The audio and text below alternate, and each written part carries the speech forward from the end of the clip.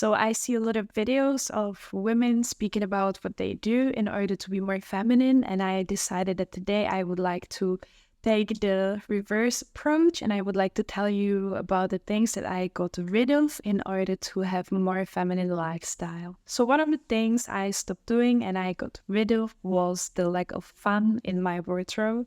As you can see behind me, I'm all about colorful patterns, dresses, and I just love overall wearing colors. But I used to be like this. I used to get dressed like this. And like a year ago, a year and a half ago, before my breakup with my ex-boyfriend, I was really into minimalism. And I think I needed like to declutter a bit my life in order to create space for my new phase. And that happened after I had the breakup. And I suddenly felt the urge to become even more feminine. I used to work on my femininity, or I was feeling my femininity quite more before the breakup, but it got even stronger afterwards. And I basically started like from really capsule wardrobe where I was wearing just green, beige, brown, black, and white. And now yeah, you can obviously see that my wardrobe is just different and I love it. I feel truly feminine. I enjoy wearing a lot of colors. It makes me so joyous. Like the last piece, I don't know what it's called, like the connected top and bottom part. It's from Run and Fly, and it's super cute with bees. My mom gave it to me for my birthday, so I'm really excited about that one. So yeah, I got rid of the lack of fun in my wardrobe to become more feminine. The next thing I got rid of was the bad feeling and feeling shame because of my emotions. I am a really sensitive person. I have a lot of emotions. I feel through a lot of things. I cry quite often to release emotions. It's my way of how to do so. I get overwhelmed quite quickly. I feel people's emotions when I speak with someone. Majority of the times I'm able to feel what the person is feeling. If the person is not necessarily like too closed emotionally, then I am able to tell without even words if the person is sad, depressed, anxious, stressed. And when I'm with people that I love very much, I can I can literally like feel the emotions in my body, their emotions in my body. So I have a lot of emotions. I am really intuitive. I think that a lot of people struggle with not having a lot of emotions. I was coming from the opposite extreme. I had way too many emotions and I didn't know how to kind of take control over them. In fact, they were controlling my whole life. And there wasn't a day where I wouldn't be emotional and I wouldn't get overwhelmed by my own emotions. And in the past year, I really decided to to focus on this and to take control of my emotions. And with that comes the thing that I had to be able to not feel shame for my emotions. If you have bad emotions, and you start feeling bad about having bad emotions, you basically have secondary emotions. And you have even more emotions if you would just have one set and you would be just like exploring and going through them. And if you have a lot of emotions already and then you make yourself bad for having so many emotions, then eventually you're just like spiraling down. And it's very hard to get out of this spiral and you just feel worse and worse and worse. And then like minutes go into hours and you just have complete breakdown and emotions everywhere. So I decided to take a different approach and I started gentle parenting myself. So whenever I feel really emotional, I approach myself as I am going to approach my children one day. I want to do gentle parenting, so I treat myself in the same way. I know that there is some kind of emotional part within me. Maybe it's the child within me, the teenager, or maybe it's me, the present moment. But I know that whenever I approach myself from a gentle parenting perspective, I feel much better. I help myself get through the emotions. When I, let's say, would feel really sad, I would be asking myself with my inner voice, like, why is it that you feel sad? What would make you feel better? Like, a bunch of questions, and I basically created a persona. It's me as a mother in the future, and I basically mother myself by the gentle parenting approach, and that helped me not feeling shameful about my emotions and to accept them and explore them. And it helped me so much because it actually, instead of spiraling down in negative emotions, I was able to discover so many things about myself and the way I think and the programs I have. And I would recommend you doing the same. So in the past, I had a period when I completely rejected any sort of beauty products. I wasn't wearing makeup at all.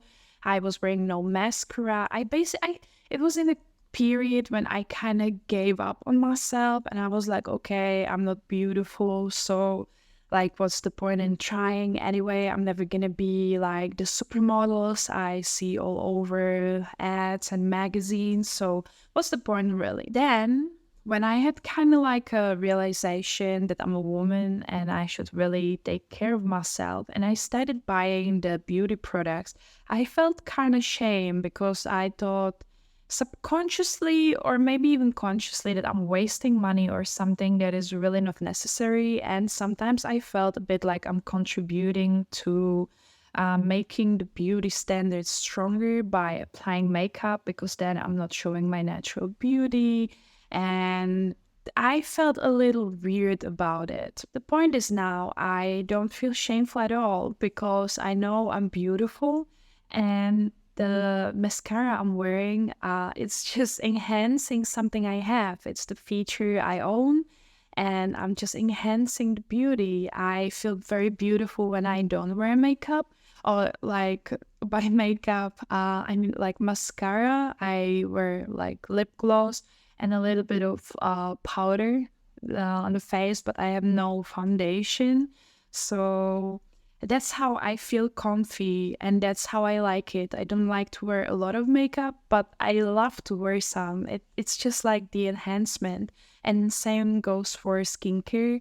I used to wash my face with like not face scrub, not even face scrub. Like, I used to have acne and I tried to get rid of it by putting like some kind of scrub, body scrub on my face, and like, oh my God, don't even get me started about it. But now I really invest into my beauty. I love doing my skincare. I have a lot of Korean products, or not a lot of, but the products that I use really gladly. And I do my skincare every single day. I enjoy it. I love to do my nails. I love to do my hair. It's just like I don't spend like a reasonable amount of money that I couldn't afford for my beauty, but I'm not neglecting myself. Like, I really put effort into myself. I always make sure that I smell nice, that I have a good hygiene, that I look nice. And yeah, it makes me feel really nice. So I stopped feeling guilty about buying beauty products. This could be important for a lot of women because the next point that I got rid of was speaking about myself badly and shaming myself, putting myself down. Whenever someone would give me a compliment, I would simply reject it. I would say like, nah, I'm not really looking good today. Like, I this and that. I wouldn't simply accept it. A lot of times when I was in a group of people, I would speak about myself badly. I would shame myself in front of others. And I'm not even speaking about the fact what was going on in my head. Like, how I used to speak to myself was truly disgusting. Sorry. Like, if you speaking to yourself so harshly, that you have to do something about it. Otherwise, there's gonna be no feminine and there's gonna be no growth. You have to be your best friend. And now I understand the concept. It's really hard at the beginning, I would say, but eventually when you overcome like the barriers, the biggest barriers, Like it's like exponential. Like at first it doesn't grow that much, but then like it skyrockets. And now I have so much confidence and so much love for myself. And I know I still have some work to do, and I'm gonna be even more confident, and I will have more self love for myself in 5 years. I'm never gonna cross the border when it's gonna be like narcissistic, but loving yourself to the fullest without harming other people is the best thing you can do for yourself. If you want to level up as a female and have more feminine energy, you have to stop speaking about yourself badly, ladies. That's just not the way. That's not the way. And the last thing I would like to speak about was that I got rid of the need to fit in. I used to be a big people pleaser and I was always trying to fit in, and I was kind of outsider growing up. I never really felt like I'm fitting in, and I always tried to make people like me more. And whenever I would have conversation with someone, I would adapt myself to the person. So I would be watching what they like, what they don't like, and I would basically adapt different personality, different style, different likes with almost every single human being that I met. And I was losing myself completely. I had such a chaos in my head. I didn't know what my identity is, who I am, what I like. I just knew the roles that I was playing. That led to me not being authentic about anything. I was just trying to be liked so much that I was there for everyone. And that made me be there for no one. So eventually I learned that people pleasing is not getting me anywhere. It's just trying my energy, trying to fit in with every single human being is simply not possible. There are always going to be people that won't like you, that will disagree with you, people that won't share the same opinions. And that's so okay. There are so many people on this planet, and if we would all have the same style and same likes and same habits, it would be so boring. If you want to really embody your femininity, you have to get to the core of who you are and follow that. Get your own style, wear hair how you would like it, jewelry you like, be your own woman. So that was all for today's video. If you would like one-on-one coaching with me, DM me on Instagram and we can share some information about the coaching. I hope you enjoyed this and have a lovely day.